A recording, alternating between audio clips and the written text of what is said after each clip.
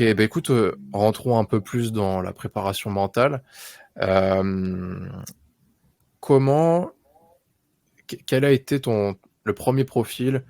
Parce que du coup, il y a eu des formations pendant le Covid, etc. Ou alors est-ce que tu as eu, je sais pas, un profil quelqu'un qui t'a demandé une préparation, etc. Et du coup là, ça a déclenché quelque chose ou c'était Alors moi, je me suis formé pendant 1 an, la première formation hors du côté autodidacte.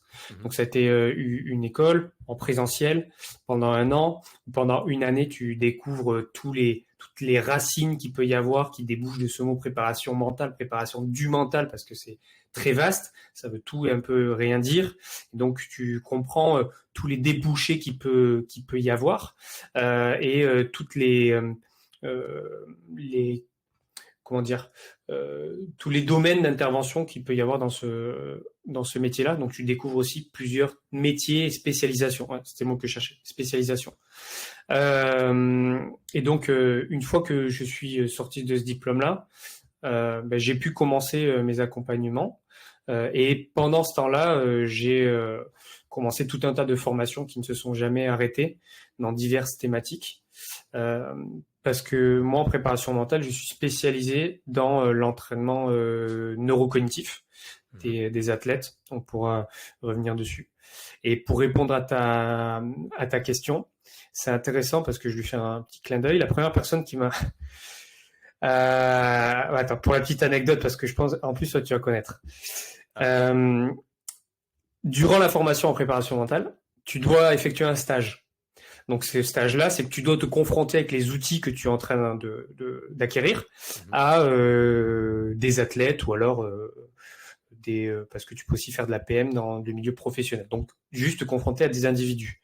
Moi, ce que je cherchais, c'était me Oui, confronter à des individus dans... je vois de Oui, qui tu vas parler. confronter à des individus de divers univers. C'est ça que, quitte à être en stage, à faire une activité où ça, en plus c'est non rémunéré, voilà, autant Mhm. se lancer avec différents athlètes. Donc, j'étais avec un club de rugby, la section Ok. paloise. Donc là, c'était des jeunes. Donc là, pour expérimenter le collectif. Mhm. J'étais avec un kayakiste. Donc là, c'était pour euh, le côté individuel. Euh, et je voulais aussi le milieu de l'entraînement physique, donc je recherchais que ce soit haltérophilie, force athlétique, etc. Et à l'époque, je consommais beaucoup, je consomme toujours d'ailleurs, des vidéos de Rudy Koya. Et j'ai tenté le coup. Je me suis dit, ça franchement, il a une personnalité incroyable. Là, tu as un spécimen. Et je me dis, allez, au culot, euh, je vais tester parce que là, je pense que ça peut être hyper intéressant. Je lui ai envoyé un message pour savoir s'il voulait bien être mon cobaye et il m'a répondu. Donc, je suis allé chez lui le tester à l'époque avec les outils que j'avais. Donc, c'était très sommaire. Et donc, c'était très marrant parce que les personnes qui connaissent un peu la personnalité de, de, de Rudy doivent voir ce que je veux dire. Mais c'était un moment de partage incroyable et je la remercie parce qu'il m'a mis le pied à l'étrier et même il m'a permis à l'époque, donc c'était ça se fait déjà un petit bout, de faire une vidéo YouTube avec lui sur la spécialisation que j'étais en train de développer, qui est l'entraînement neurocognitif, donc neurotraining. Et donc j'ai fait une vidéo YouTube avec lui. Donc bon, maintenant j'ai un peu honte de la regarder cette vidéo parce que j'ai dit bon oh là là, bon j'avais un tout petit niveau quoi, je débutais à peine Ouais. et je pense que je réalisais pas, j'étais tout feu tout flamme à dire ah ça va être de la visibilité. Et mais si t'as à faire, je la referai pas du tout comme ça. Ah ouais? Mais bon, Ah, comme ça, pas ouais, sur le format. bah non, mais c'était les outils. C'était voilà, Ouais. j'étais à 10% de mes connaissances d'aujourd'hui et à 10% sur une chaîne qui était quand même vue. Voilà, c'était bon. J'accepte de me faire tailler, il n'y a pas de souci, mais encore ça a été. Et donc par rapport à cette vidéo-là, j'ai eu un petit peu de visibilité et donc j'ai un haltérophile qui m'a contacté. Donc la première personne que j'ai accompagnée, ça a été un haltérophile et on est toujours en contact aujourd'hui. C'est un ami aujourd'hui qui s'appelle David et je le salue. Et c'était très intéressant parce que sur toute la dimension émotionnelle, sur toute la dimension de la relaxation, sur toute la dimension de l'activation et des procédures que peut avoir l'haltérophilie avec tout ce côté procédure qu'il va y avoir du moment de l'habillement du sas jusqu'à la jetée. Tout ça en préparation mentale, il y a énormément de choses à faire. Donc ça a été le premier. Et puis après, ça en est suivi pas mal d'athlètes sur des sports totalement différents comme le foot, le basket, des sports mécaniques, des pilotes, des sports co, etc. J'ai touché à pas mal de sports.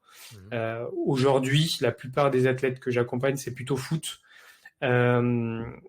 basket, pilote, donc sport auto, et l'e-sport.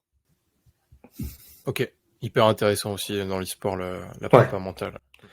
Totalement, c'est un univers que je ne maîtrise pas du tout sur le côté technique, mais c'était pas, voilà, eux, ils voulaient ma compétence d'expert dans ce domaine-là et ma compréhension du corps humain. Ils n'ont pas besoin de mes connaissances sur les jeux vidéo, donc ouais, c'est un univers extrêmement riche et sur le très haut niveau, c'est hyper intéressant.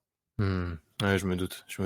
Et au départ, donc vu que il y a aussi ce côté nature d'où tu viens, il n'y a pas eu cette envie de, je sais pas, préparer des athlètes de triathlon ou tu vois des choses qui se déroulent en pleine nature. Est-ce que tu as eu des demandes comme ça de ce type Mais de base, mon premier projet, parce que quand tu fais une formation en préparation mentale, tu te rends compte qu'il y a beaucoup de spécialités. Et donc déjà, tu peux te projeter en essayant de te spécialisant soit dans une thématique, que ce soit le sportif ou le monde de l'entreprise, soit les deux, soit si tu vas aller vers plutôt le monde du haut niveau ou l'amateur, le collectif ou l'individu. Et donc, à la base, mon projet, c'était d'accompagner des explorateurs. Je me dis, moi, je vais être le prochain préparateur mental de Mike Horn ou du futur Mike Horn. Et donc ça, c'était mon projet de base, parce que je gravitais un peu dans ce milieu de l'exploration, je côtoyais des aventuriers, j'étais un petit peu j'aidais à la préparation d'expéditions, etc. J'étais dans ce milieu-là et ça me passionnait. Mais je dirais qu'il y a deux choses. Déjà, les débouchés professionnels, elles sont un peu limitées parce que pour faire une carrière aussi, vivre de ça, un peu complexe parce qu'il n'y a pas des explorateurs à tous les coins de rue. Et puis après, en fait, c'est parce que j'ai découvert aussi le milieu de l'entraînement des capacités attentionnelles, notamment avec l'entraînement cognitif. Et là, c'était une découverte incroyable et j'en ai fait ma spécialisation. Donc voilà. Après, par rapport à tout ce qui est des outils qu'on va pouvoir utiliser, je dirais que la nature au service de la préparation mentale, il y a énormément de choses à faire. Et quand j'en ai la possibilité, je l'utilise. Ok, c'est-à-dire du coup Il y a énormément de choses, que ça soit l'itinérance, de partir en autonomie. Ça, pour travailler telle ou telle chose, c'est hyper intéressant. Tu peux tout travailler juste en sortant de chez toi et en partant en autonomie. Tu découvres énormément de choses. Le travail par rapport aux différences de température, à l'expérimenter le chaud, à l'expérimenter expérimenter le froid, à l'expérimenter aussi la solitude, se nourrir de la nature pour faire des exercices respiratoires par exemple, se reconnecter, s'ancrer, sortir du tumulte du milieu urbain. Après la nature, pour moi, je l'intègre beaucoup avec les athlètes parce que c'est aussi un milieu très thérapeutique. S'ancrer au monde extérieur, marcher pieds nus, il y a toute une dimension sensorielle qui est hyper intéressant quand on est dehors, s'exposer à la lumière du soleil. Donc on est fait pour performer dehors de base. Donc au contraire, c'est dès que j'ai l'opportunité de les faire sortir des boîtes, de leur maison, pour aller dans des milieux naturels, je le fais. Est-ce que, bon, j'imagine que tu as beaucoup étudié, par exemple, la méthode Wim Hof, Oui. ce genre de choses, Mm. s'exposer au froid, s'exposer des bains glacés, etc. C'est quelque chose qui est encore une fois, enfin, à la mode entre guillemets, même si j'ai l'impression que cette mode elle est un peu passée. J'ai envie de dire, est-ce que pour un mec lambda ou un sportif de haut niveau, je pense qu'il y a beaucoup d'atouts à faire de la cryo Ouais. ou s'exposer au froid comme ça.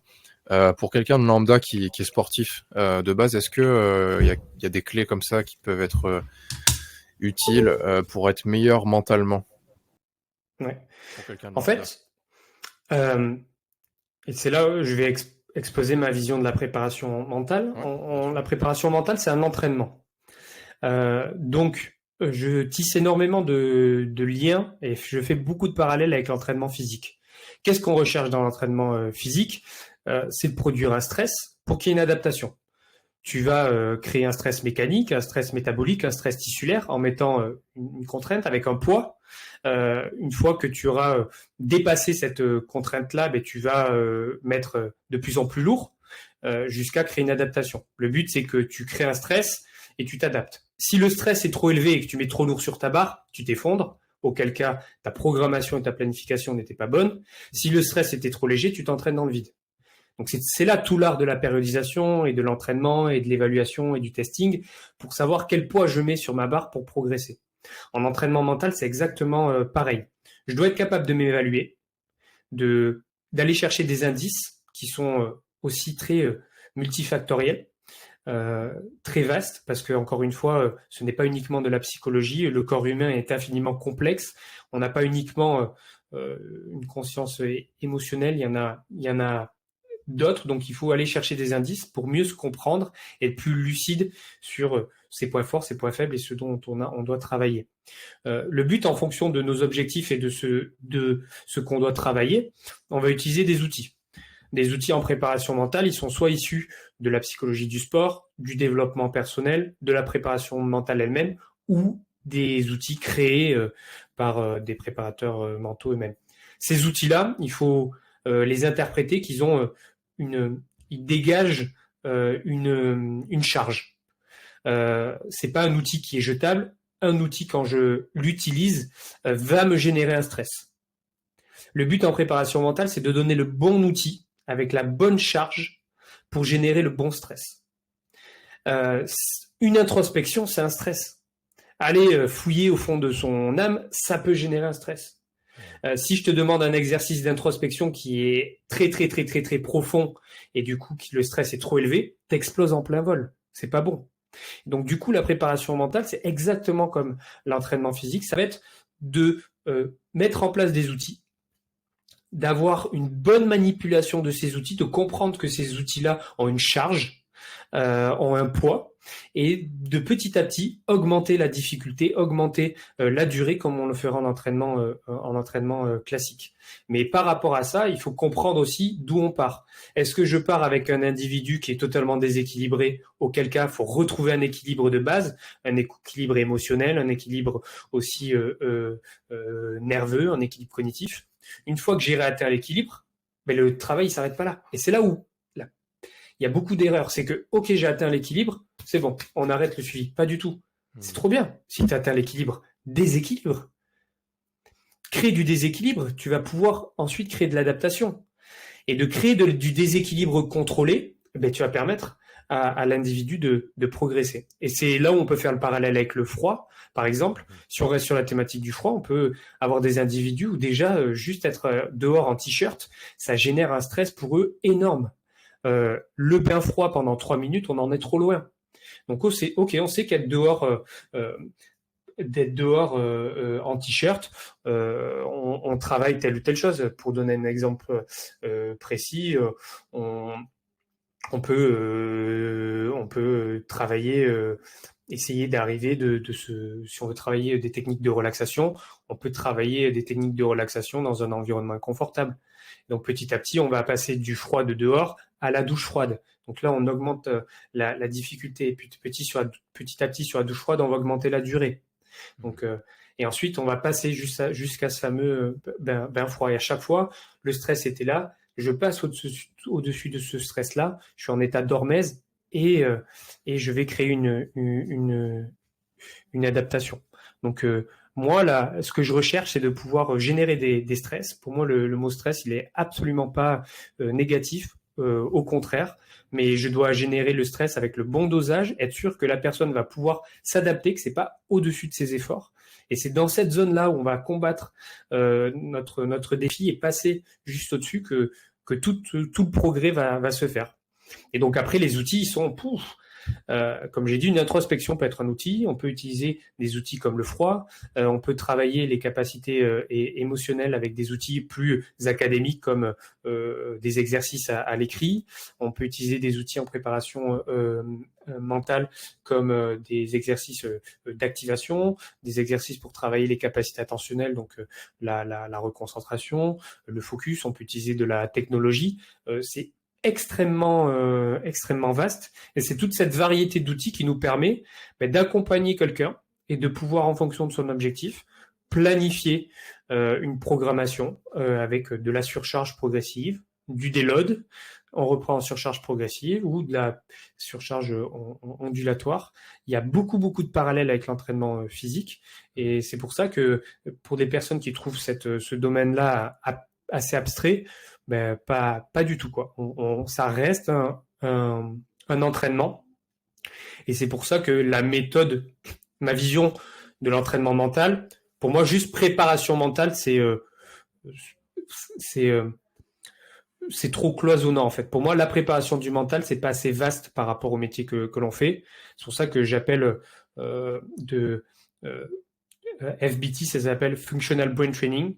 On fait de l'entraînement fonctionnel du cerveau, entre guillemets, même si le mot cerveau, c'est tout et rien dire, parce que je veux être capable de produire un entraînement qui est terrain, qui est fonctionnel et qui est adapté à ce que tu vas retrouver tous les jours et qui ne sera pas abstrait. Ça surfe sur le côté fonctionnel de l'entraînement, mais c'est de la préparation mentale adaptée pour ton quotidien, adaptée pour les défis que tu vas rencontrer, avec une vision très holistique, autant des fois même un peu énergétique que très conventionnelle et terre à terre, mais très ouverte et pas uniquement arrêtée sur le mental, la psychologie. Le corps humain extrêmement complexe et on doit comprendre la physiologie, la biomécanique, le mouvement, la nutrition, parce que si on ne comprend pas tout ça, on loupe énormément de choses.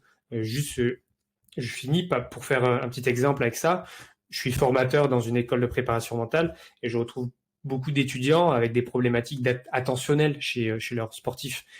Bon, le problème attentionnel, le problème de concentration, c'est multifactoriel. Mais certaines fois, un problème attentionnel peut juste venir d'une mauvaise gestion de son énergie, donc d'une mauvaise alimentation, mauvaise nutrition, mauvais carburant. Et donc des personnes qui vont avoir très peu de connaissances sur tout ce versant-là, vont rester dans le psycho, se dire bon, mais comment je vais pouvoir régler ce problème de concentration, entraîner la concentration, alors que non, le problème il est totalement, la cause est différente. Et c'est là ce qui me plaît, c'est vraiment aller chercher la cause avec une démarche très fonctionnelle. Ok, super intéressant. Est-ce que quand tu as affaire à quelqu'un ou alors une équipe, etc., est-ce que tu établis des bilans, des profils pour justement définir les neurotypes, ce qu'on peut appeler les neurotypes pour citer par exemple Christian Thibaudeau. Comment est-ce que tu établis des bilans? Est-ce qu'il y a des tests, je veux dire des simples tests mentaux que tu réalises? Ouais. Je rebondirai sur le neurotype après, mais moi, le but, c'est que je suis face à un individu que je ne connais pas, qui a une démarche individuelle de vouloir se faire accompagner. Donc déjà, c'est un pas qui est énorme. On sait aussi aujourd'hui, même si ça va mieux, la santé mentale, ça reste tabou, surtout dans le monde du haut niveau et du très haut niveau. Et donc déjà, il y a cette démarche-là à respecter. Donc j'ai toujours une approche où je vais respecter la pudeur de la personne qui est face à moi, y aller vraiment petit à petit sur la pointe des pieds et prendre le temps et aussi prendre le plaisir de découvrir l'individu, parce que c'est un moment où si tu rates ce moment-là, ça peut être très compliqué par la suite. Donc ma première étape, c'est un entretien téléphonique ou en face à face ou en visio, de manière très discussion de comptoir.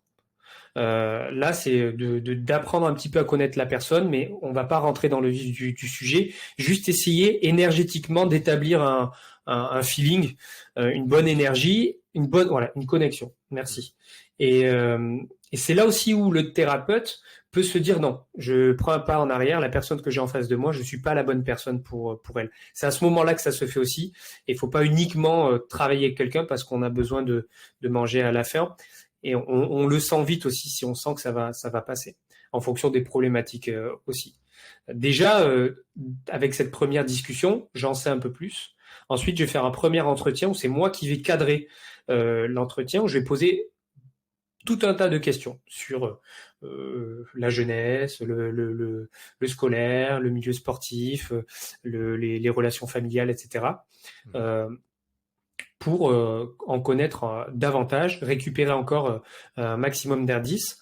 Dans ces questionnaires-là, j'ai des questions obligatoires qui sont un peu comme des cibles, des targets, pour savoir si, ok, là, c'est pas de mon calibre, je vais devoir passer la main à un autre thérapeute, à un psychologue, etc.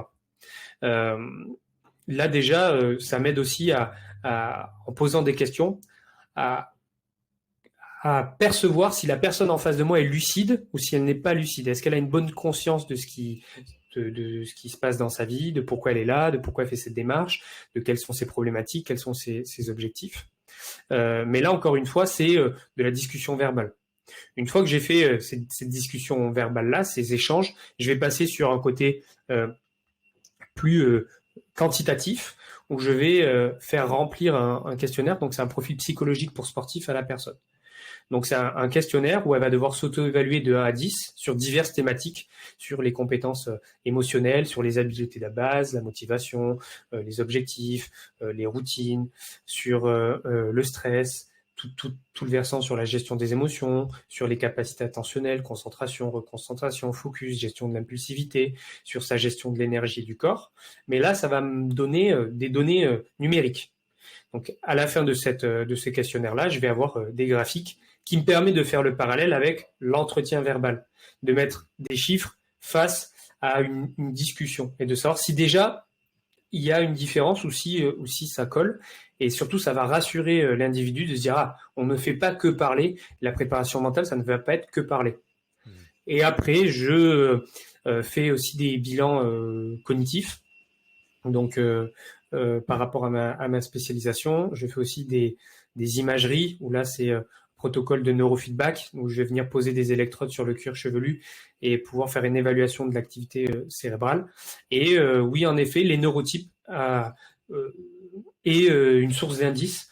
Donc, avant, je m'intéressais beaucoup au travail de Poliquin, et là, maintenant, en plus, avec sa plateforme Thibaudot, c'est hyper bien fait, et je l'utilise sur les neurotypes qui me permettent d'avoir des indices. L'idée, c'est que je vais surtout pas catégoriser quelqu'un. Je me dis pas, oui, bon, ok, en fait, il est ce neurotype-là, d'accord, je le mets dans une case. Non, c'est un indice parmi tant d'autres, mais de toute façon, l'individu, dans sa complexité et dans ce qu'il va, en fonction de son parcours de vie, de tout ce qu'il va faire au quotidien, de sa vie en général, peut aussi, lui, évoluer, changer en fonction de ses rencontres. Ça, c'est hyper variable, mais je vais récolter tous ces indices-là. Et une fois que j'ai tous ces indices, en fonction des objectifs, du sport, de la charge d'entraînement, du calendrier sportif, je vais moi m'intégrer de manière économique dans son quotidien, parce que souvent je suis la dernière personne à m'intégrer, et je vais proposer une périodisation où on va, après l'évaluation, s'entraîner, réévaluer, se réentraîner, évaluer, jusqu'à l'échéance. C'est un petit peu comme, je pense au morphotype, ou voilà, la morpho-anatomie, etc. Forcément, oui, c'est pas parce que tu as forcément des fémurs longs, etc., que tu pourras pas faire de squat ou ce genre de choses. Totalement. Même si ça va pas forcément contribuer à une excellence, on va dire, de performance. Mais effectivement, oui, ça permet d'évaluer déjà, d'élaguer un petit peu le terrain pour avoir des pistes, quoi. Est-ce Totalement. que sur les neurotypes, quel genre de données tu peux récolter du coup pour entrer un petit peu plus dans le sujet des neurotypes? Euh, Moi, ce qui m'intéresse, c'est déjà hors du résultat, la capacité à être à l'aise à passer ce type de questionnaire. J'aime beaucoup ce que ça provoque aussi. Et je suis très observateur de la manière dont ils vont passer le questionnaire.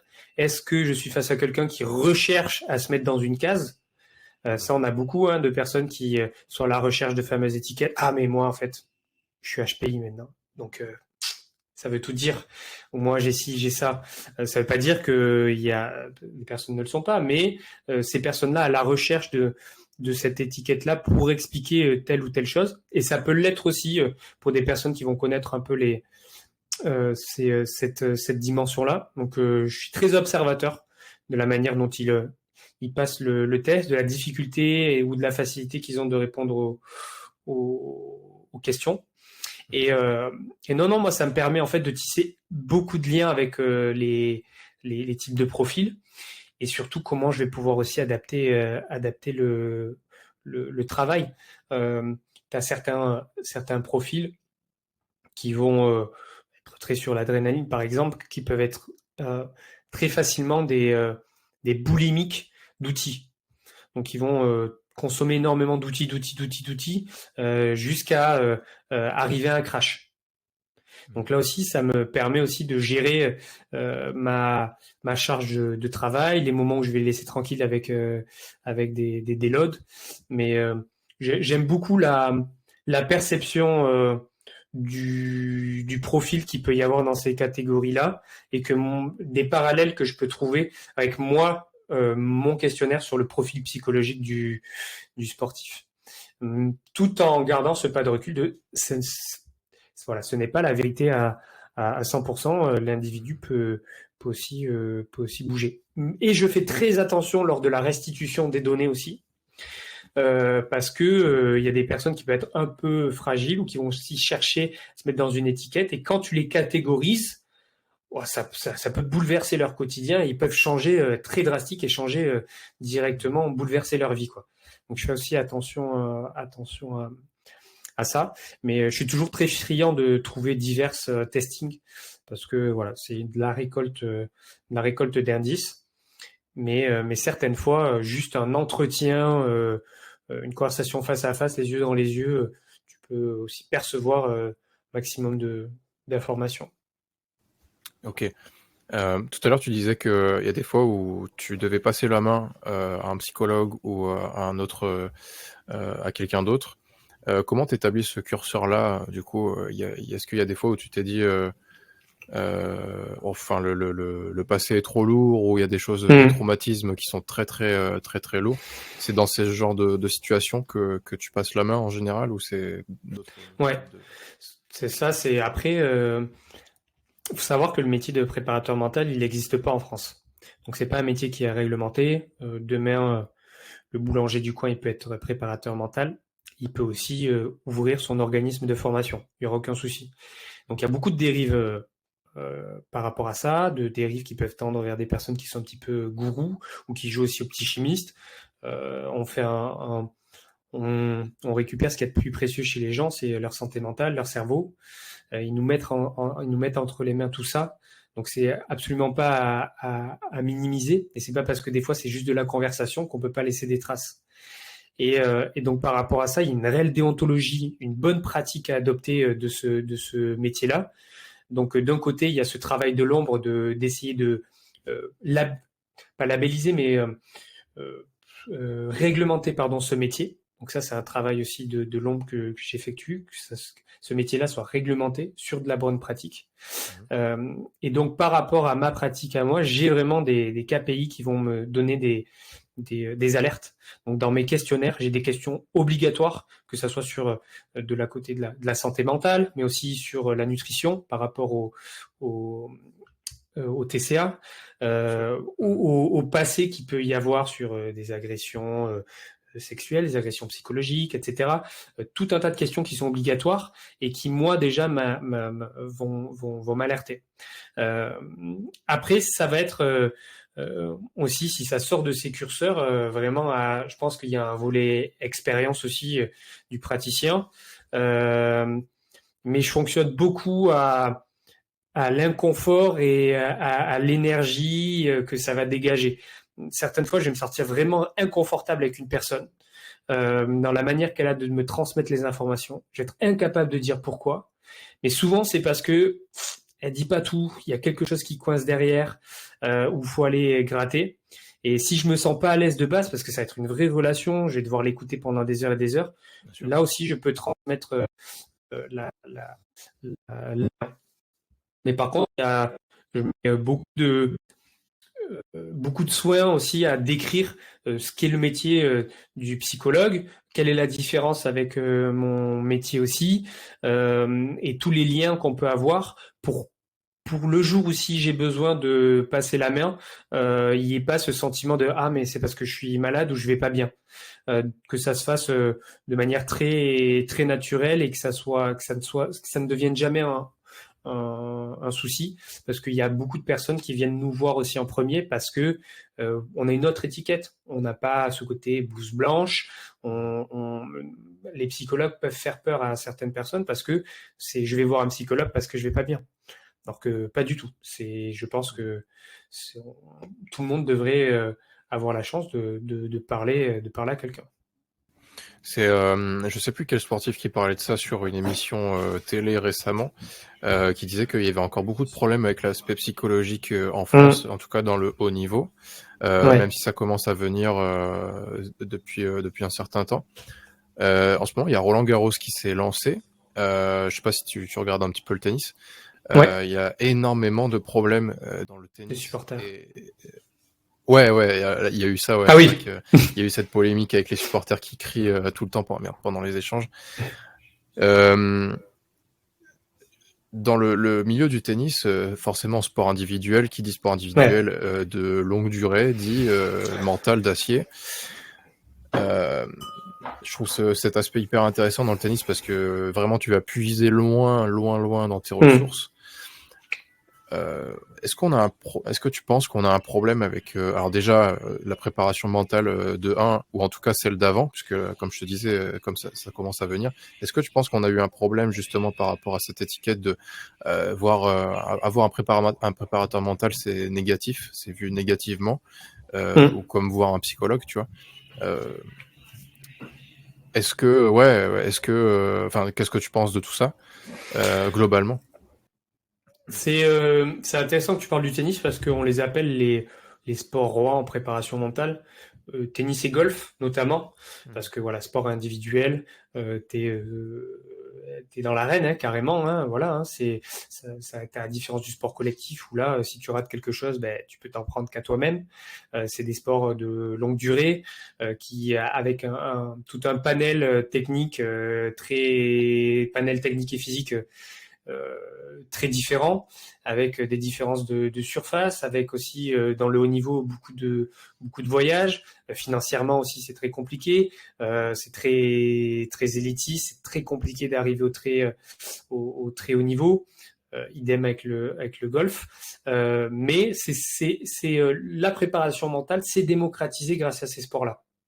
Là où on a le plus de préparateurs mentaux, ça va être dans ces sports individuels-là, comme le tennis et aussi par exemple le golf. Encore plus tabou, je trouve, dans les sports collectifs, notamment comme dans le rugby ou dans le football. On a plus facilement des psychologues du sport qui vont être proches des athlètes que des préparateurs mentaux.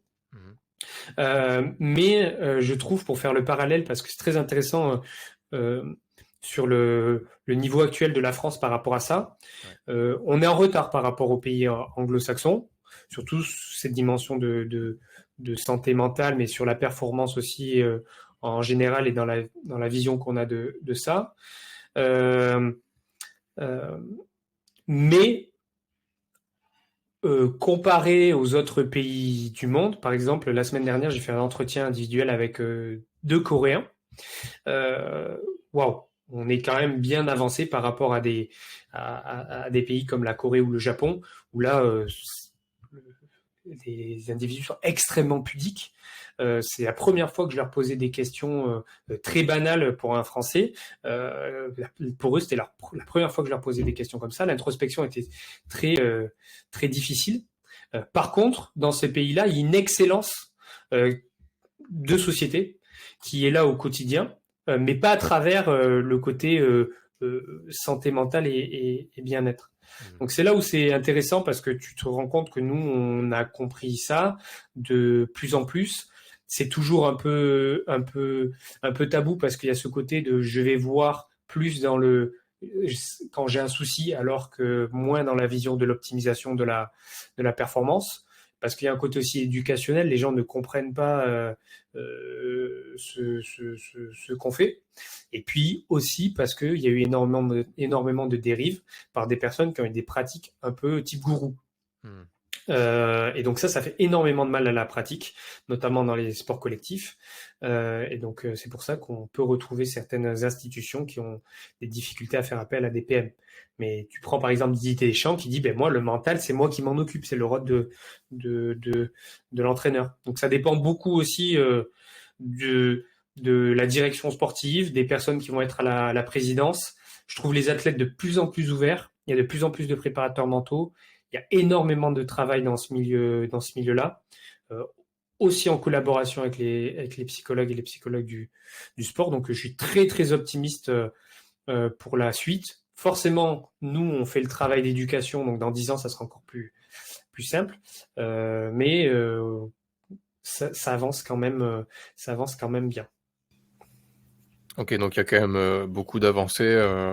Donc comme tu disais, contrairement à la Corée ou au Japon, où tout de suite forcément c'est moins l'individu qui est mis en avant, mais plus le collectif. Quand tu vas enfin, je suis jamais allé au Japon personnellement, mais c'est vrai que quand tu entends les gens en parler, c'est très très martial, Mmh. très carré, et voilà. Et c'est vrai que l'individu est pas forcément mis en avant, mais c'est vrai que c'est plutôt une façon de vivre en fait. Très pudique sur les émotions. Nous, on est très très latin, on est voilà tout feu tout flamme, on est très proche de nos émotions, on est très extraverti. Donc, on est aussi plus enclin à se rendre compte de certaines choses. Hein. Tu vas en Corée ou au Japon, voilà, il y a pas un bruit, c'est très respectueux. C'est le silence est de roi. C'est très très mal vu de s'énerver en public ou de montrer certaines choses aussi en public. Donc c'est aussi différent. Par contre, eux, dans leur dimension de l'excellence, vont être beaucoup plus enclins à avoir un système d'entraînement sur la répétition. Répétition, répétition, répétition, répétition, ça va pas. On te demande pas si ça va de toute façon, donc tu continues. Alors que nous, on est plus des révolutionnaires, très proches de nos émotions. Si tu nous demandes trop de répétitions et qu'il n'y a pas de la compréhension et que tu ressens ci ou ça, on va être plus enclin à aller vers un autre système d'entraînement. Donc les deux ont du positif et on le voit au niveau des performances mondiales. Pour moi, un système hybride entre la répétition, aller expérimenter l'entraînement aussi chaotique et d'imprévu pour sortir du système de répétition est très intéressant, et de travailler sur la santé mentale aussi. Mais il y avait une statistique au JO de Londres. Tu avais un psychologue du sport pour toute la fédération française et tu avais un psychologue ou préparateur mental qu'ils appellent aussi là-bas, ils ont l'étiquette performance coach. Donc des fois, quand on entend parler de performance coach, il voit du très bon œil comparé à nous ici en France, une personne qui va être très qualifiée sur de la nutrition, sur de l'entraînement physique et sur du dimension mentale. C'est OK, label performance coach, il n'y a pas de souci. En France, si tu commences à être trop multicasquette, c'est voilà, c'est un peu mal vu. Et du coup, pour revenir à ces JO de Londres, c'était un de ces profils-là par sport. Ok. Donc là aussi, la différence était énorme, quoi. Ah bah oui, complètement. Et quand tu es avec des athlètes au quotidien sur les compétitions, tu te rends compte que ton rôle, il est ultra important. Et pour moi, le futur, c'est un préparateur mental, un psychologue du sport, un psychologue, sur le banc, à côté de l'entraîneur, à côté du médecin, à côté du préparateur physique. Il y a tellement de choses à travailler dans le vestiaire, puis durant le match, plein de choses. Bien sûr. Est-ce que tu as déjà dû intervenir, par exemple, est-ce que tu as déjà eu cette position, donc sur le banc, à côté des entraîneurs, etc., où tu as dû intervenir, même auprès de l'entraîneur, parce que des fois, c'est vrai qu'on parle beaucoup des joueurs, des athlètes, mais il y a aussi les entraîneurs qui ont peut-être besoin aussi de préparation mentale, qui ont besoin de se rassurer aussi sur la suite, quoi. Ouais, la préparation mentale du coach, elle est ultra importante. Là, je discerne vraiment un fossé entre les sports collectifs, où quand je travaille de manière individuelle avec des footballeurs ou des basketteurs, ben, mon métier s'arrête à la porte du stade, quoi. On va dire, hein. Je peux pas être dans le vestiaire avec eux, ni sur le banc. Néanmoins, j'en connais un, travaille dans le basket avec une équipe de basket professionnelle. Il est sur le banc avec à côté de l'entraîneur, donc ça montre que ça bouge. Mais là où j'ai plus d'expérience, ça va être par exemple le sport auto, où là, ben, je suis dans le paddock, je me retrouve sur le départ, accoudé à la portière de la voiture, pendant que le moteur se met en route, prêt à partir, à donner les dernières instructions. Ça va être aussi dans l'e-sport, où je vais être parce que c'est des matchs qui sont en présentiel dans des arènes, où je vais être dans le vestiaire 2 minutes avant la rentrée des joueurs. Quand il y a les pauses, je vais revenir dans le vestiaire, où là on y a un peu plus accès. C'est plus rare de voir des préparateurs mentaux sur le banc dans des sports collectifs, mais il y en a dans certains clubs. Certaines fois, c'est plus dans les académies qu'avec l'équipe professionnelle. Il faut comprendre aussi les préparateurs mentaux, parce que quand tu es avec, par exemple dans le foot, le staff professionnel, au bout de 6 mois, tu peux perdre ton travail si l'entraîneur s'en va. Donc souvent, les postes dans les académies avec le centre de formation sont un peu plus sécuritaires. Mais aussi, on est face à une demande de performance. Dès qu'on fait appel à un PM, on va attendre aussi la rentabilité très rapidement. Alors que voilà, on n'est pas des petits chimistes, on ne fait pas de miracles, et certaines fois, tu plantes des graines qui germeront dans la 5e année de l'équipe. Et donc, c'est là aussi où il y a beaucoup d'éducation à faire sur, voilà, moi, on m'a déjà appelé pour, tu veux faire un entretien, il faut que tu changes complètement le joueur, il faut qu'il performe dès le dimanche. Et je veux surtout pas habituer les athlètes à ça, parce que on se rapproche de la dépendance et du gourou. Donc si si ça fonctionne et que tu plantes un triplé au prochain match, c'est quoi? C'est que je reviens te conditionner à tous tes matchs et t'es dépendant de moi. C'est pas le but. Nous, notre rôle, c'est de rendre l'athlète aussi assez autonome. Et donc cette posture-là, par rapport à la dépendance du thérapeute, elle est ultra ultra importante. C'est pour ça que des fois, faut peser vraiment tous ces mots. Ouais, je me doute, oui, des fois tu dois. Est-ce que toi-même tu ressens de la pression, ou par exemple, je sais pas, en e-sport, ou là vraiment tu vas être au contact, ou en sport mécanique où tu vas vraiment être au contact, comme tu disais, où tu es accoudé à la voiture, et c'est quoi les derniers mots que tu donnes à au pilote, qu'est-ce qu'il entend, C'est dans un tunnel, c'est quel le. Ouais, ça dépend vraiment de l'individu. Tu vas avoir des individus qui vont avoir besoin tout le long de sa routine. Donc, on va imaginer que la routine va commencer 1 heure avant la performance. Peut-être d'être tout le long dans un état plutôt de lâcher prise ou en parasympathique. Tu as des personnes, pendant 1 heure, il faut qu'elles aient le couteau entre les dents, quoi. Donc, elles vont être plutôt proches d'une activation. Donc, moi, en fonction de est-ce que là, je dois plutôt le relaxer, là, je dois l'activer, je vais utiliser des outils différents dans la routine. Là aussi, dans la routine, c'est ça qui est très intéressant, parce que on va démarrer la routine, donc c'est le point A, on va arriver jusqu'au point B qui est le début de la performance. Est-ce qu'on va partir dans une vision plutôt chronologique? On va réaliser tout un tas d'actions de manière chronologique pour maintenir un état et pour apporter un autre état, ou alors on va être plutôt dans un côté très hybride ou boîte à outils, où l'athlète ne va pas suivre de chronologie, va piocher des outils en fonction de comment il se sent. ça varie vraiment en fonction des individus. Il y en a, ils ont tout un tas d'habitudes, de gris-gris, de choses qu'ils entretiennent depuis qu'ils sont tout petits. Si tu leur bouges d'un millimètre une chose, ils le remarquent et ça les sort de la performance.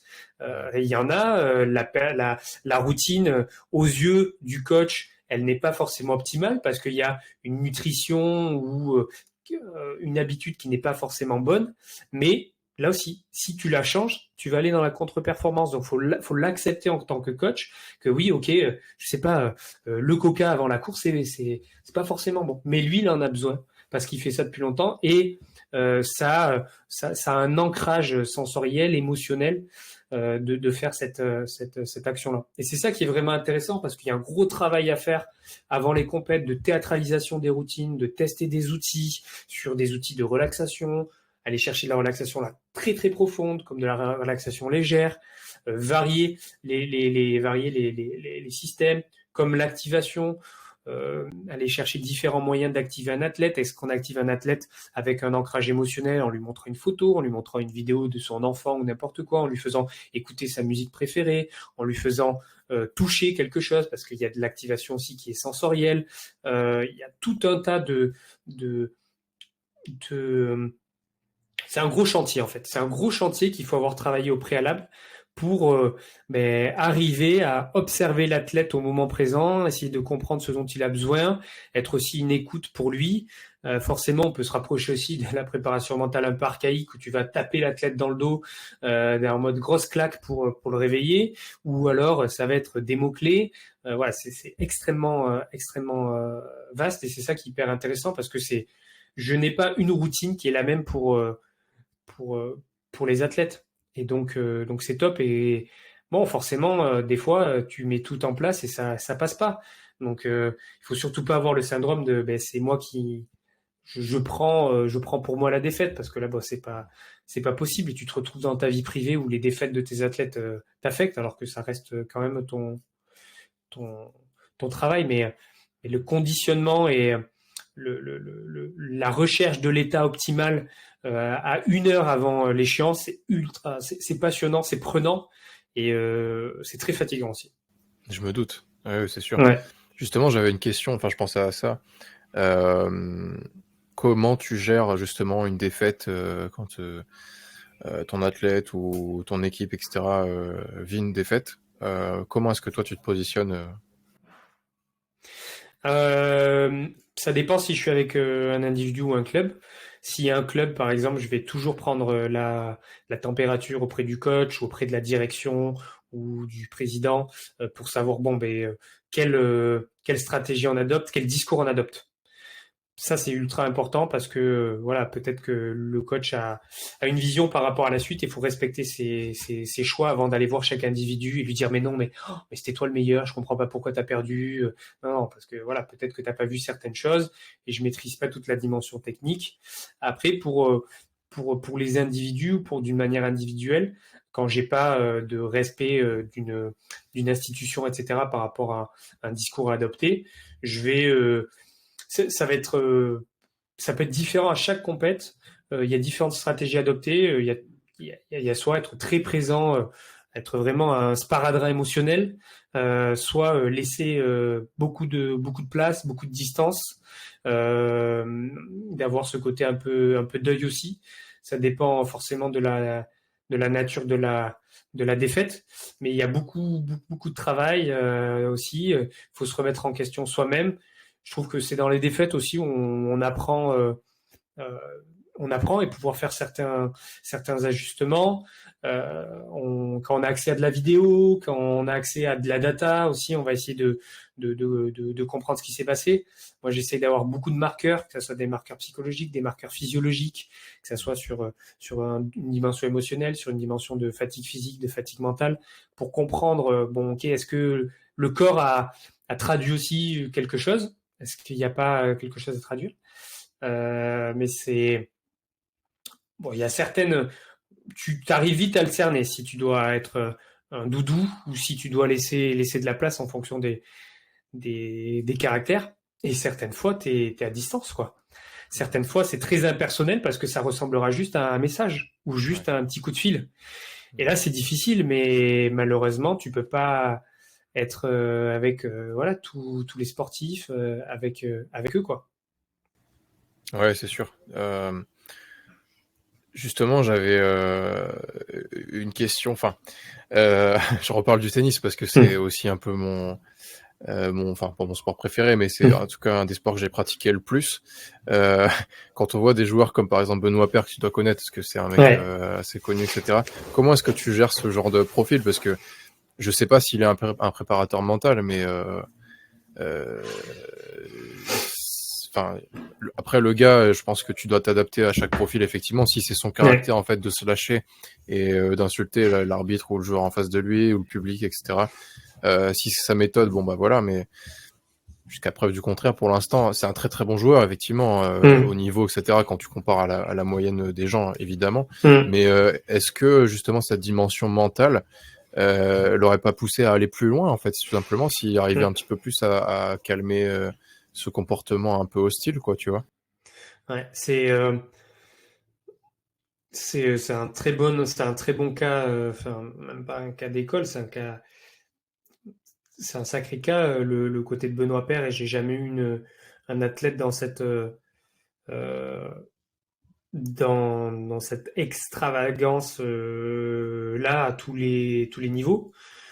Si tu t'intéresses à lui, ce qui traduit, mais lui c'est ok pour lui hein, de refléter ça, de ne pas être au plus haut niveau parce que ça aussi inclut des sacrifices. Et tu peux aussi être d'accord avec ça parce que quand tu regardes, peut-être que voilà, si on te faisait signer la même vie, d'être sportif, d'être très très bien payé pour voyager, faire ton sport, peut-être que tu signerais de suite, même si c'est pas aller chercher l'élite. Euh, j'ai du mal à traduire si c'est de la façade, le fait qu'il soit très aligné avec ça, ou si réellement il y a quelque chose de plus profond. Faut comprendre qu'un sportif de haut niveau, c'est quelqu'un d'extraordinaire. Pas au sens propre, c'est vraiment quelqu'un, il est extra de l'ordinaire. Il est différent des personnes que tu vas retrouver autour de toi. Parce que de faire ce métier-là, ça demande tout un tas de critères qui fait que c'est des personnes qui sortent de l'ordinaire. Et certaines fois, les personnes à mettre en face de ces profils-là, ça va être d'aller chercher un PM, un accompagnant, un entraîneur aussi extraordinaire, qui lui aussi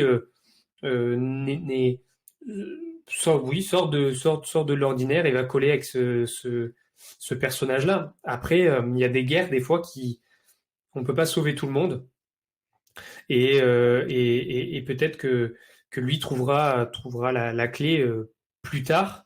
Mais là, quand même, c'est un sacré chantier.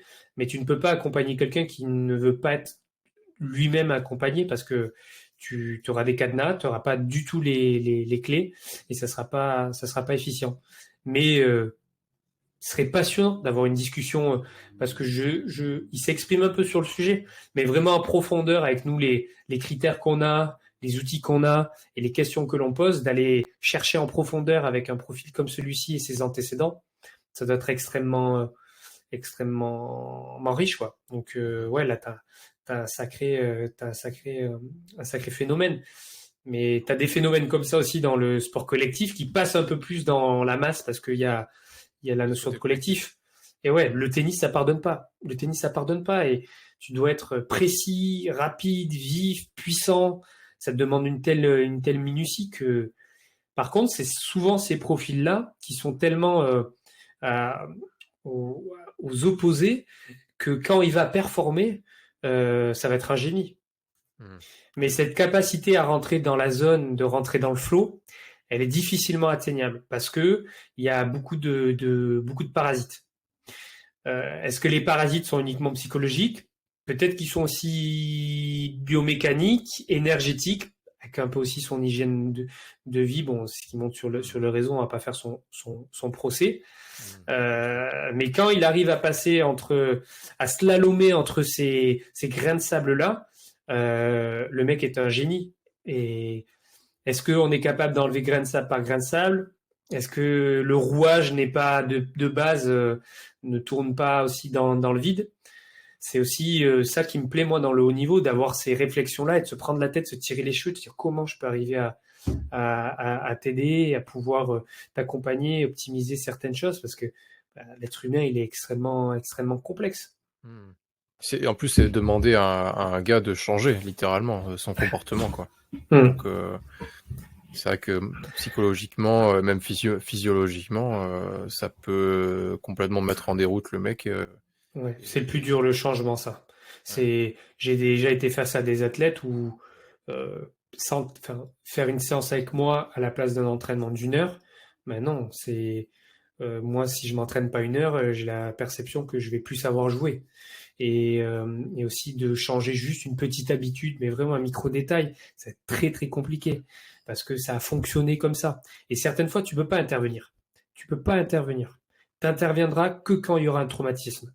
Donc, tu interviendras quand il y aura une grosse blessure, tu interviendras quand il y aura un trauma émotionnel, entre guillemets, plus ou moins grande, mais tu interviendras quand il y aura un trou laissé par quelque chose pour pouvoir changer certaines dimensions.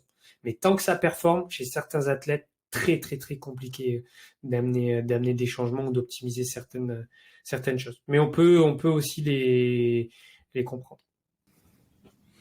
Dans l'accompagnement que tu proposes, est-ce que pendant l'entraînement, tu parlais d'entraînement holistique, enfin de manière holistique tout à l'heure. Oui. Je pense à Steve que j'ai eu en podcast. Du coup, c'est le dernier podcast qui est sorti, qui m'a apporté énormément de réponses sur l'entraînement holistique et son approche, notamment sur sa manière d'entraîner des artistes, des acteurs, etc. Hyper intéressant.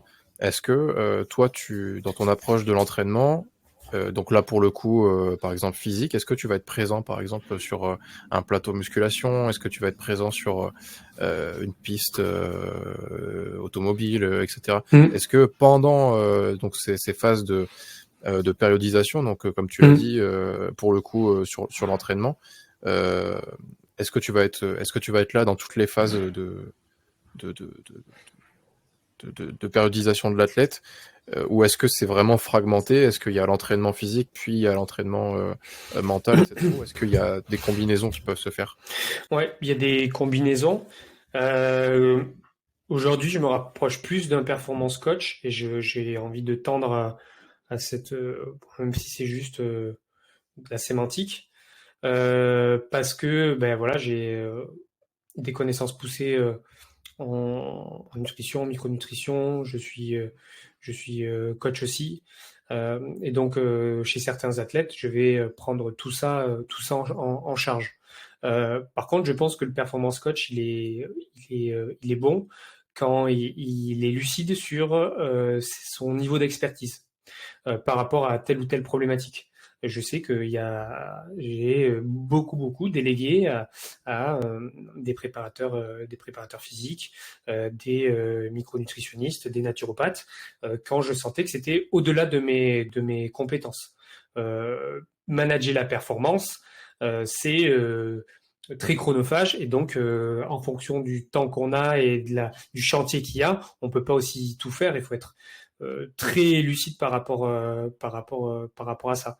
Mais quand il m'arrive de coordonner toute la performance de A à Z et de tout périodiser, je vais pouvoir avoir un entraînement qui est très holistique, où je vais coupler énormément d'outils, que ça soit par exemple inclure un tel type de relaxation à tel moment, un type de respiration. Je vais mettre en place un entraînement cognitif que je vais lier à l'activité physique pour travailler la résilience mentale face à l'effort et pouvoir faire aussi certains liens. Je vais aussi inclure des passages de visualisation, d'imagerie mentale durant les entraînements. Et tout ça permet d'avoir un entraînement très holistique qui est ultra riche, ultra pertinent. Certaines fois, je n'ai pas accès à tout ça, donc là, je vais essayer de faire lien avec l'écosystème. Ça, c'est le plus important. avec le préparateur physique, avec le nutritionniste, avec l'entraîneur, donc le technicien, pour pouvoir inclure petit à petit des outils, mais toujours de manière très écologique. Ma présence, ce que je mets en place ne doit pas être une charge qui est perçue de manière négative, parce que souvent, ben voilà, je m'inclus en dernier. Je peux avoir le meilleur outil du monde si techniquement l'athlète n'est pas à son niveau, physiquement il n'est pas à son niveau, ben, mon outil va servir à rien. Donc il y a beaucoup de, il faut prendre beaucoup de recul par rapport à tout ça. Mais si tu prends l'exemple de Steph Gentis, et je regarde beaucoup sa manière de travailler, on est là-dedans. On est là-dedans. C'est pouvoir inclure un entraînement avec une belle manière de bouger, de se mouvoir dans son espace, de faire parler sa conscience corporelle tout en alliant la dimension physique et technique inhérente au sport et en mettant aussi une dimension mentale avec des exercices que l'on a choisis au préalable.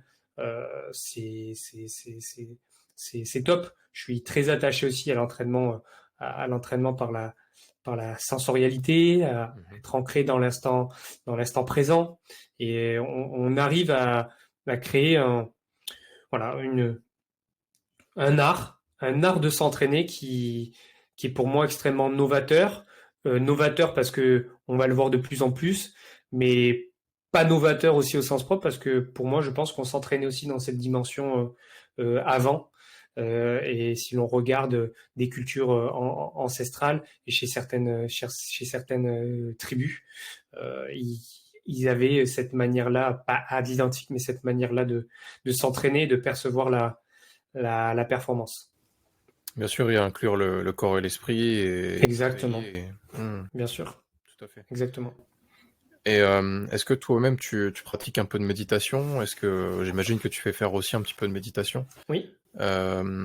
Qu'est-ce que tu as pu expérimenter? Donc on a parlé de voyages plutôt physiques. Est-ce que tu as pu expérimenter des espèces de voyages spirituels aussi? Ben, c'est vraiment,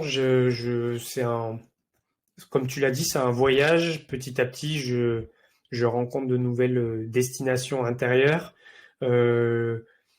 J'ai expérimenté beaucoup de choses durant mes voyages type touristiques, où j'ai appris à me connaître. C'est vrai que j'étais moins dans la dimension spirituelle, même ésotérique sur certaines techniques. Et c'est vrai que voilà, j'ai changé de vision par rapport à ça. Pour moi, on peut dire la même chose en utilisant des mots différents. Pour moi, on doit être capable d'être autant ouvert sur quelque chose de très conventionnel, terre à terre, mais aussi aller sur une dimension très énergétique et spirituelle. Et par rapport à tout ça, la place de la méditation, pour moi, elle est essentielle, parce que dans ma spécialité de travailler les capacités attentionnelles, donc de travailler la concentration d'une personne, il n'y a pas meilleur outil que la méditation. C'est-à-dire qu'on pourra utiliser telle ou telle technologie pour travailler la concentration. La méditation, c'est l'exercice de base. Être dans l'instant présent. Il n'y a pas plus difficile comme exercice attentionnel. Donc tout ce rapport-là avec la méditation, je l'ai expérimenté avec le courant méditation mindfulness, et je l'inclus maintenant d'office dans tous les suivis que j'ai. Mais pour moi, la méditation, même a cette beauté, parce que tu peux réussir 10 méditations d'affilée et pendant les 5 prochaines, tu vas être en total, tu vas avoir des difficultés, parce que la méditation reflète aussi ton état du moment. Pour moi, la méditation, il n'y a pas plus dur que mettre ses fesses dans une chaise et explorer la profondeur de son âme. Mais je l'appréhende aussi comme un entraînement. C'est-à-dire que la méditation va être ta pompe au poids de corps, mais on peut aussi te mettre du lest. C'est-à-dire que, ok, tu sais t'entraîner chez toi, sans bruit, avec peut-être une bougie ou des encens, ou une méditation guidée. Ok, moi ce qui m'intéresse maintenant, parce que la réalité de ton sport, c'est dans un gymnase avec beaucoup de bruit, et je veux que tu médites dans cet environnement-là, c'est qu'on va se rapprocher petit à petit de cette sensorialité-là.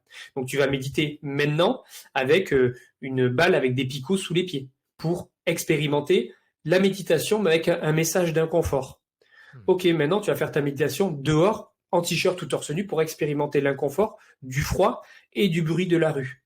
Et petit à petit, on va ajouter, grâce à la sensorialité, des messages d'inconfort pour mettre de la difficulté dans cette dans cette méditation-là. Et c'est ça qui me plaît, c'est que ça s'appréhende aussi avec une charge de difficulté, une charge de durée, et t'as pas besoin de telle ou telle technologie, tu peux le faire dès le lendemain. Donc, il y a aussi beaucoup d'éducation sur qu'est-ce que la méditation, tout ça vient. Je trouve que les sportifs sont de plus en plus ouverts parce que c'est assez démocratisé. Bon, c'est parce que dans mon cursus de formation en préparation mentale, j'étais très éduqué à la méditation et c'était un des piliers. Mais c'est très important. J'ai commencé de base avec des applications pour découvrir ce que c'était. Et maintenant, j'ai ma propre pratique personnelle où j'arrive à méditer sans mettre en place tout ce rituel et ce protocole de me dire que je pars en méditation. Certaines fois, ça m'arrive de pas méditer pendant plusieurs mois. J'ai envie d'être aussi au stimuli, au ressenti de de ce dont j'ai besoin. J'aime beaucoup la pratique de la méditation en marchant, notamment le matin, à l'aube, aux premières lumières du soleil. Euh, Par rapport à ta dernière question sur des pratiques de voyage peut-être plus profond, plus astral, j'ai une grosse capacité de rêverie. Je pratique beaucoup l'imagerie, la visualisation, mais aussi j'arrive un peu à maîtriser certains moments quand je suis quand je suis dans des rêves, par exemple. Quand j'étais plus, plus ado, j'ai fait beaucoup de paralysie du sommeil, où là aussi j'ai pu expérimenter, bon, c'était pas un état recherché, mais euh, beaucoup de choses, et j'ai senti que ça avait débloqué aussi certaines choses. Mais j'aimerais, pourquoi pas, tester certaines substances dans certains rites encadrés pour aller débloquer aussi certaines choses. Ouais, c'est des choses que j'aimerais bien explorer parce que je sens qu'aujourd'hui j'en suis prêt et je serais ok de faire ça. Est-ce que, je sais pas, t'as essayé de pratiquer un peu le yoga ou tu vois des méthodes un petit peu plus, comment dire, enfin où justement on alliait le mouvement avec cette Ouais. espèce de voyage spirituel, etc., quoi.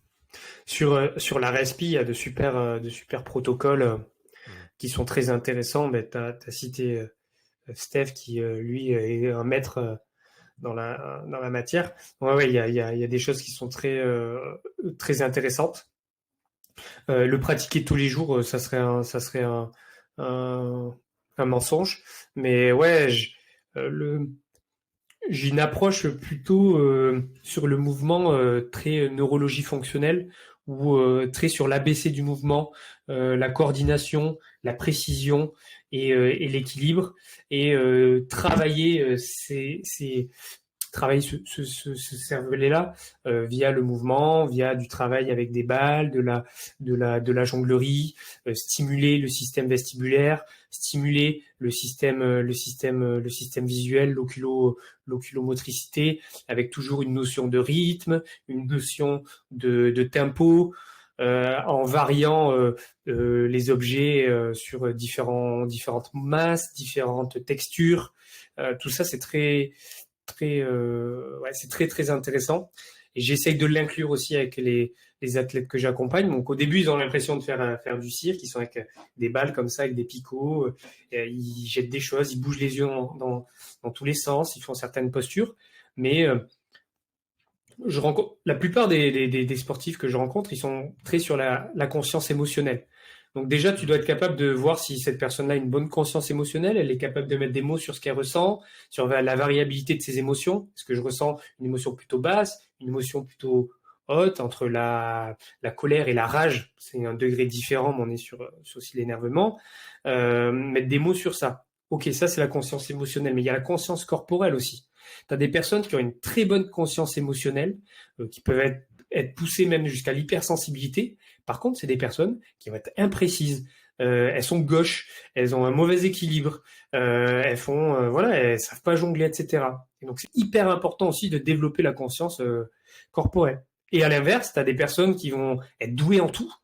Dès qu'ils apprennent quelque chose, ils sont très vite doués. Tu as l'impression qu'ils savent à peu près tout faire. Par contre, émotionnellement, pouf, c'est chaotique. Ils n'arrivent pas à être lucides. Et donc pour moi, les deux doivent être développés. Et le mouvement et tous ces travaux que vont faire Steve, que vont faire aussi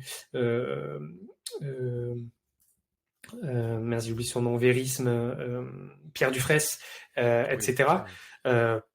Ils sont dedans. C'est la vérité pour moi, et c'est une approche ultra pertinente. Ok. Comment est-ce que tu mêles... peut-être que c'est une question auquel tu pourras pas me répondre, ou partiellement. Comment est-ce que tu mêles l'art à ta pratique, que ce soit personnelle ou avec tes élèves, j'ai envie de dire. J'ai pas envie de dire clients, comme disait Steve la dernière fois, il me disait plutôt le terme élève, puisqu'on s'élève ensemble c'est ça. vers quelque chose vers un équilibre, une harmonie, etc. Est-ce que c'est très spirituel, hein, ce qu'on dit là, mais comment tu inclus l'art? Donc tu me disais tout à l'heure que ça pouvait être une musique que l'athlète pouvait écouter en pré-compète, ou tu vois, ou en pré-entraînement, ou en pré. Je vais partir sur les athlètes, et puis après sur ma pratique personnelle. Encore une fois, via la sensorialité, via l'instant présent. Oui, on vient stimuler avec quelque chose. Encore une fois, je veux pas qu'on ait des outils jetables. J'écoute ma musique préférée et puis c'est comme ça. Après on passe à autre chose. Non, c'est percevoir les choses. Prends le temps. C'est ta musique préférée. Pourquoi? Mettre des mots sur ce que tu ressens, être lucide sur ce que tu fais. Oui, ben là on va utiliser tel ingrédient que tu vas mettre dans ta bouche qui va provoquer telle ou telle chose. Mais prendre le temps de ressentir, etc.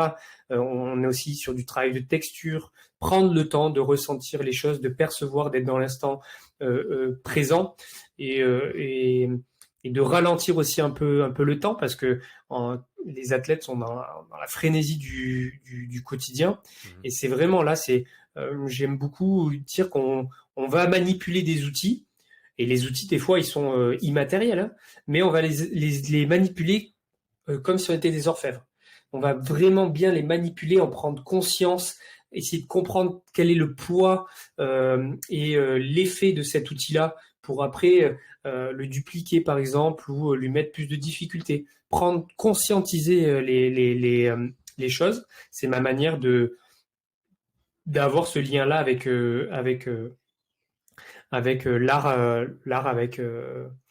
avec je dirais. Après, en fonction de leur sensibilité, on peut aller dans certains styles de musique, sur certaines lectures, ou même s'ils sont amateurs d'art au sens large, voilà, aller sur divers versants. Mais pour moi, c'est développer la sensibilité de l'individu, se rendre compte des choses, et même si des fois ça peut partir très loin sur juste se rendre compte de pourquoi on est là, de la chance qu'on a. Des fois, il faut aller aussi vers ça pour certaines prises de conscience. Mais ouais, c'est ma manière de travailler ça avec eux, de les rendre sensibles à certaines choses. Je vais encore une fois assister Steve, mais c'est vrai que cet échange avait été vraiment chouette, comme le nôtre aujourd'hui, puisque j'aime bien la continuité qu'il y a avec les podcasts, et que là, tu vois, j'ai eu Steve, ensuite c'est toi, et c'est vrai qu'on peut vraiment faire des parallèles, des ponts qui sont hyper intéressants. Et il disait que par exemple, notamment, il lui arrivait par exemple de prendre un livre et de lire à haute voix avec son élève, pour qu'il conscientise du coup ce que l'auteur a voulu véhiculer. Moi-même, je lis entre mes séries, tu vois. Bon voilà, je salue Elena qui qui me dit mais comment tu fais à chaque fois, enfin, pour lire entre tes séries, etc. Mais moi, ça me permet vraiment de, tu vois, à la fois d'être vraiment proche de ce que des dires de l'auteur et de ses écrits, tu vois, mais aussi neurologiquement, je sens que, tu vois, j'arrive mieux à récupérer, et en plus, en visualisant des textes qui peuvent voilà, je lis beaucoup de la philosophie pour que ça fasse écho en même temps, tu vois, en même temps que je m'entraîne, etc. Mais c'est juste de la richesse en fait pure et dure, tu vois. Je trouve d'allier ces deux méthodes-là. Est-ce que, par exemple, ça peut être un aspect que tu peux développer avec certains Ouais. ou même toi-même? C'est qu'on est tellement dans la frénésie du quotidien avec tous les. On est entouré de parasites. On est entouré de perturbateurs. Et donc, déjà de les conscientiser, ces perturbateurs, et d'essayer de les inhiber et de se recentrer sur les choses qui nous font du bien, c'est d'une richesse incroyable. Rien que déjà de se connecter à son extérieur, à sortir de chez soi et de conscientiser de purée, on m'a jamais peut-être trop dit que c'était bien de m'exposer au soleil, de marcher pieds nus, d'être dehors et de conscientiser tout ça, c'est ultra important.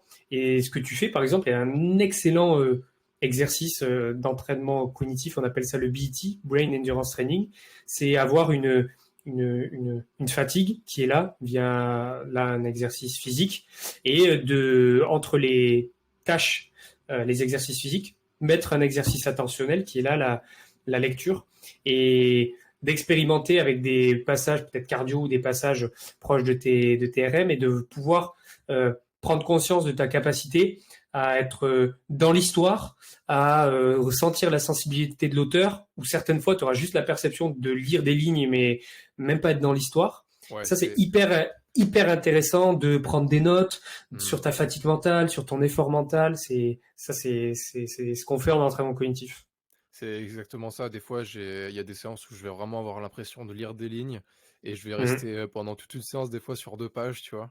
Et, et je me dis, putain, mais après, forcément, quand tu viens de faire comme tu dis, une perf ou quand tu es proche de ton RM, forcément, bah, tu as besoin de récupérer aussi. Donc forcément, t'es un peu à l'ouest, pour dire ça Ouais. vulgairement, quoi.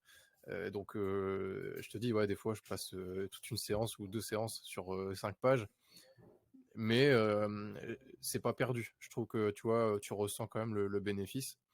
Et, ouais, non, je trouve ça top comme méthode. Bah, c'est ce que enfin, c'est ce qu'on fait avec les athlètes sur le travail attentionnel, parce que aujourd'hui, lorsqu'on fait des évaluations cognitives, on va, pour résumer, être sur 4 grandes catégories, parce que le cognitif, ça va aussi tout et rien dire, Hmm. fonction aussi des pays où on se trouve, etc., sur les fonctions cognitives, mais dans l'entraînement cognitif, on a un consensus qui est des capacités de mémorisation, d'inhibition, d'attention et de prise de décision. Donc ça, on se rend compte qu'aujourd'hui, les athlètes ont une moins bonne capacité attentionnelle parce qu'on a plus de perturbateurs dans notre quotidien, on a plus de stimulation, on a plus de parasites et de notifications, etc. Donc notre attention part un petit peu partout et ça affecte notre endurance.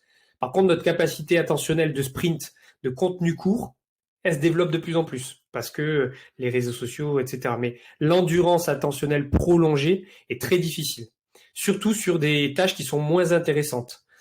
Par exemple, être concentré sur Facebook ou Insta, qui va être très stimulant durant entre tes séries de développé couché, aucun souci. Par contre, l'individu lambda, de le faire sur un exercice de lecture, des lignes comparées à un écran de téléphone, c'est bien moins intéressant. Donc, c'est beaucoup plus difficile. Mhm. Et moi, ce que je cherche, c'est que je dois développer les capacités attentionnelles de l'athlète parce que dans sa journée de compétition, du lever au coucher, il va y avoir plein d'événements, il va y avoir de l'effervescence, des tâches, des actions à accomplir. Et si son attention, elle n'est pas bonne, si son endurance attentionnelle n'est pas de bonne qualité, mais il va arriver au moment du match, et souvent en plus c'est le soir, avec une moins bonne, des facultés attentionnelles qui sont moins bonnes. Donc ça va se traduire par des sautes d'attention. J'ai du mal à rentrer dans mon match. Ouais. Je suis plus sensible émotionnellement. Je suis plus facilement frustré. Alors que si on travaille sur cette endurance de fond, comme si on travaille notre cœur, notre endurance, eh bien, ta jauge attentionnelle, elle va descendre moins vite durant la journée. Donc ça se matérialise sur mettre de la difficulté, mettre l'athlète dans une fatigue et le confronter à une tâche attentionnelle, une tâche cognitive. La lecture en est une, la méditation en est une. Ou moi, pour ma part, j'utilise des tâches cognitives de manière numérique. Ça va être des tâches de prise d'information, tu vas avoir de la réactivité, soit réactivité soumise à des sons, à des mouvements, des tâches de mémorisation. Et donc, toutes ces tâches-là, j'ai la possibilité de manipuler la difficulté et la durée jusqu'à arriver à un exercice de mémorisation, de prise de décision, etc., de 30 minutes avec 90% de difficulté durant une séance sur un éco-bike, par exemple. Mmh. Donc ça va se matérialiser plutôt comme ça. Bien sûr. Et tous ces perturbateurs, comme tu aimes les appeler, ça peut être aussi juste, par exemple, comme je disais tout à l'heure, avoir fait un gros effort et revenir, en fait, replonger son focus. Totalement. Tu sens que les trucs, ils partent un peu dans tous les sens et revenir, par exemple, se fixer sur un livre ou se fixer sur autre chose, je sais pas, une méditation, une respiration, etc. Ça va venir recentrer. Tu crées un stress. Ouais, bien sûr. Et à la place de l'entraînement physique, tu peux te mettre dans un bain froid. Tu auras fait du Wim Hof, mais tu as généré un stress via le froid. Ou alors tu peux pratiquer des apnées, tu auras généré un stress via l'envie de respirer et travailler attentionnellement. C'est du travail lesté en fait. On va se mettre du lest et puis dans notre vie quotidienne, quand on aura enlevé cette difficulté-là, ben, ça nous paraîtra aussi plus simple. Il y a énormément de parallèles à faire avec l'endurance cardiaque. L'endurance attentionnelle, c'est plus abstrait, pardon, parce que voilà, c'est immatériel, mais il y a beaucoup d'études par rapport à ça, par rapport à l'entraînement en endurance cérébrale. Et moi qui suis dedans depuis un petit bout de temps et qui n'accompagne des fois des athlètes que sur ces dimensions-là, il y a une progression qui est énorme, qui est vraiment énorme. En fait, c'est vraiment la sensation de traverser la même journée avec les mêmes défis et les mêmes tâches qu'on a à l'habitude, mais on est moins affecté par ces tâches-là, autant émotionnellement que nerveusement.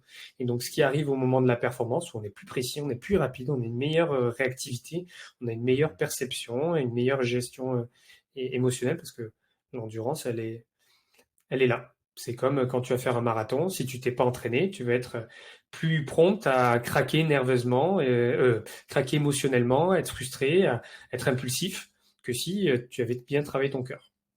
Bien sûr. Et on peut faire le parallèle aussi avec l'art, par exemple, où un musicien va préparer sa performance, le Exactement. concert, tu vois, où il doit gérer toute sa journée. Par exemple, un chanteur va pas essayer, enfin, il va essayer de préserver sa voix, il va essayer de faire justement des exercices de respiration, s'alimenter de manière correcte pour pas avoir des renvois pendant le concert, tu vois, des choses comme ça.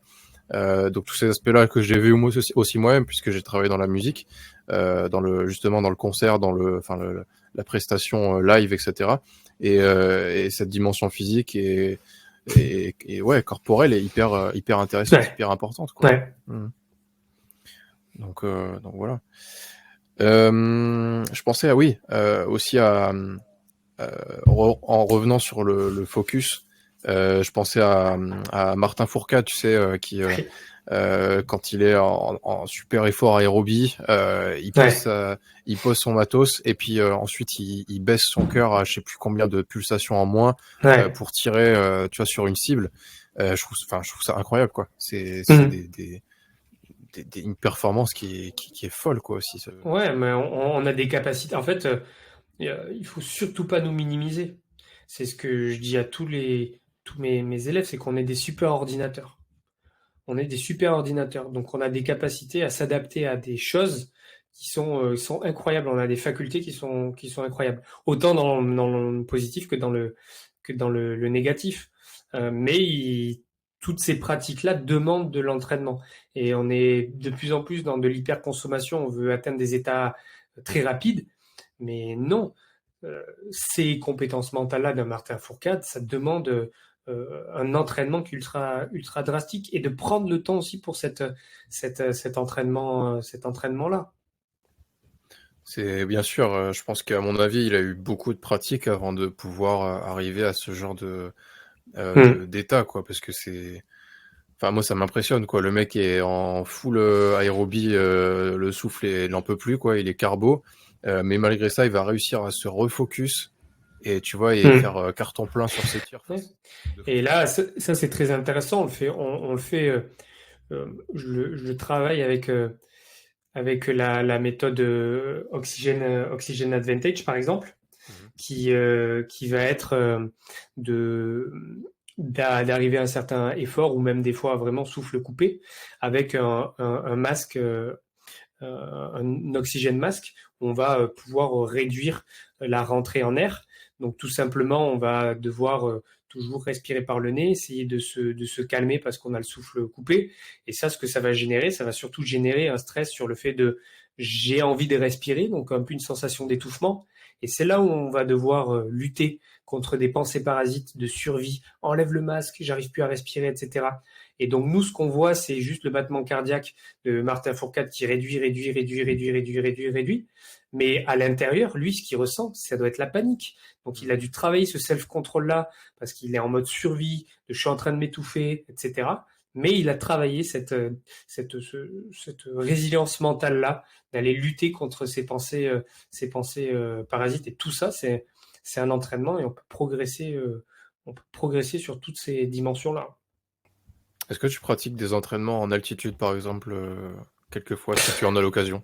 Non, j'ai pas eu l'occasion, mais par exemple, j'ai préparé quelqu'un pour l'ascension du Kilimandjaro et on avait fait tout ce travail-là où moi, mon job, c'était de le soumettre à un effort physique, de travailler certains protocoles de respiration en fonction d'état recherché et surtout de le confronter à des pensées parasites. L'idée, c'était que les difficultés qu'il allait percevoir là-haut, il fallait que son corps et son cerveau se disent ces difficultés-là, les a déjà ressenties, mais en pire avec Anto. Donc la difficulté, la sensation du souffle coupé, la sensation d'avoir l'envie de respirer, la sensation de l'effort physique avec un peu la tête qui tourne, etc. Euh, on les a travaillés notamment avec cet oxygène masque. On a la capacité de faire rentrer moins d'air. Donc il y a toute une dimension psychologique par rapport à ça qui est très très intéressant, avec arriver à se calmer grâce à certains tempos de respiration. Donc, mais personnellement dans l'altitude non, mais ça serait, j'aimerais beaucoup. En tout cas, ouais, du coup, tu as pu simuler une espèce de la même sensation qu'en altitude. Ouais, je vais jamais pouvoir simuler l'altitude parce on Oui. reste sur Bordeaux, altitude de Bordeaux. Mais voilà, avoir moins d'air qui rentre avec cette sensation d'oppression. Moi, ce que je recherche, c'est surtout la dimension psychologique derrière, d'avoir ce Ouais. sentiment de panique, d'oppression, de sentir que tu as la gorge qui est un peu nouée, Hmm. de lier des parallèles avec ce qu'il allait pouvoir ressentir dans certaines dimensions en haut. Donc, je lui mettais son sac à dos, lesté, qu'il ait aussi la perception de son matériel sur lui, que son cerveau lui dise quand quand il a été là-haut, c'est OK, j'ai déjà senti cette sensation d'étouffement, de fatigue physique avec mon matériel, je l'ai déjà ressenti, c'est pas une nouveauté, donc j'actionne pas le bouton de panique générale. On l'a déjà ressenti, on connaît les outils pour revenir à un état normal. Ouais, ouais. Ok. Ok, ok. Ça fait un peu la même sensation que quand tu vas dans un hammam ou un sauna et que t'es là. Et C'est ça. tu vois, et tu dis, tu sors et tu dis non, c'est bon, vas-y, on se calme, tu vois, on y retourne et ça se passe très bien. Tu vois, Exactement. c'est comme l'exposition au froid. Tout de suite, quand Mmh. tu te prends une douche froide, forcément ton corps est pas habitué, donc tu réagis. Ouais. Et ça part dans tous les sens. Que quand tu te calmes, que tu poses plus ta respiration, ça n'a Mmh. rien à voir, quoi. Ouais. C'est des réflexes normaux et ce qui est intéressant, c'est d'aller s'y confronter et explorer et développer son panel de résistance et de résilience par rapport à des expériences que tu vas pouvoir retrouver dans certains environnements. Tout à fait, tout à fait. Eh ben écoute, on va terminer par la question de fin. C'est ce que j'aime poser comme question à la fin Ouais. du podcast. C'est question un peu plus chill pour la fin. Qu'est-ce que tu as aimé dernièrement en termes d'objets culturels, donc que ce soit film, livre, même, je sais pas, un concert, quoi que ce soit. Le dernier livre que je lis là, euh, ça s'appelle Le secret, non, ou l'origine des Templiers. Bon, ça, c'est des livres Ok, ok. que j'adore. C'est vraiment type un peu comme les Da Vinci Code, où on appelle ça des thrillers ésotériques, où j'aime beaucoup parce que c'est des aventures qui vont mêler un peu religion, avec philosophie, avec des mystères, encore des fois non résolus aujourd'hui. Et, euh, et c'est un livre que j'ai adoré parce que on revient à l'origine des Templiers avec l'histoire, avec le, la- le, le christianisme, les croisades, etc. Donc ça, c'est un livre que je suis en train de finir là actuellement et qui m'a beaucoup marqué, que je lis en parallèle des One Piece que j'ai derrière. Ça, c'est une petite anecdote aussi. Bon, avant, j'étais dans le côté où tous les moments de lecture doivent m'élever, surtout techniquement dans mon métier. Donc le soir, je lisais des livres sur la préparation mentale, sur la psychologie du sport, sur le développement personnel, mais j'arrivais pas à dormir. Ça m'activait des boucles de réflexion, etc. Et en fait, voilà, j'ai lâché, Jamais, oui, en mais fait. je décrochais jamais. Et donc, ben, j'ai repris les BD. Et donc, j'ai lu des bandes dessinées. Et puis après, je me suis mis au manga. Et en fait, ça me transporte dans un univers. Et après, quand je commence à m'endormir, j'aime rêver de cet univers-là. Donc ça me plaît beaucoup. Donc là, c'est les deux œuvres que je lis en ce moment. J'aime beaucoup parce que je sais que les One Piece, je suis au 70e. J'en ai encore une cinquantaine devant moi, mais je vais y aller petit à petit, pas les lire tous, que ça me dure encore 2, 3 ans, parce que c'est vraiment un petit plaisir. Mhm. Donc ça, j'aime beaucoup. Après, sur le côté cinéma, euh, non, j'ai hâte d'avoir la sortie de la saison 2 de House of the Dragon.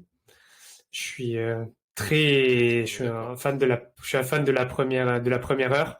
Ça aussi, j'ai un livre sur ma table de chevet où c'est toute l'histoire développée sur un gros bouquin et le monde d'Essos et de Westeros de Game of Thrones où Mhm. tu as chaque château qui est détaillé dans sa moindre architecture, chaque personnage, chaque épée, tout ça. Et donc j'aime bien le soir me plonger dans ça et ça développe ma rêverie.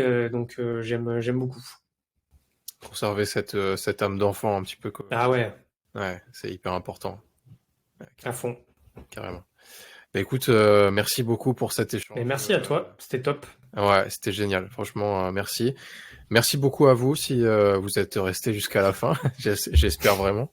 Euh, En tout cas, c'était super d'en apprendre un peu plus sur la prépa mentale, sur voilà, sur les effets et les techniques de cette préparation qui est encore méconnue, je trouve, aussi bien Totalement. dans le milieu du coaching et dans les formations que bah, moi-même je suis actuellement ou dans d'autres choses. Et puis, enfin voilà, typiquement que les gens ne connaissent pas du tout. Donc Hmm. c'est super intéressant. Donc merci beaucoup. Suivez Anthony sur son compte Instagram. Où est-ce qu'on peut te retrouver aussi ailleurs? Ouais, ça sera tout. Pour l'instant, c'est Instagram? tout. Ok. Instagram, Anthony Lespat.